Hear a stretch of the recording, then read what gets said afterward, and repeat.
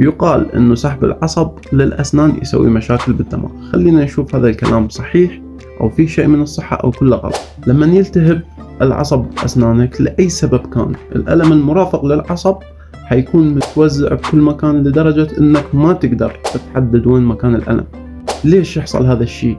لأن العصب السني الموجود بالجذور تبع الأسنان يعتبر طرف صغير ويكون مرتبط بالعصب الرئيسي اللي موجود تحت الجذور، فلما يحصل ألم بالطرف ينتقل لوين؟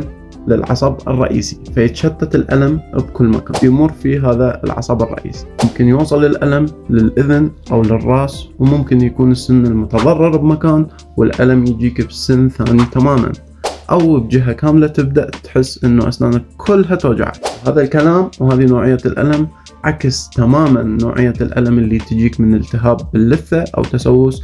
بهذه الحالة راح تعرف مكان الألم بالضبط. كأطباء أسنان احنا نفحص فحص دقيق عشان نحدد مكان السن المتضرر، حتى لو انت قلت لنا هذا المكان بيألمني. وكيف نعالج العصب؟ هذا شيء مهم جدا. احنا ما نسحب العصب الرئيسي، احنا نبتر الطرف الصغير جدا جدا ونخلي مكانه حشوة تحمي السن من أي التهاب مستقبلي. فإذا تم العمل بطريقة صحيحة، وحط لي ألف خط تحت طريقة صحيحة، فما في أي ضرر من سحب العصب، بل بالعكس تماما.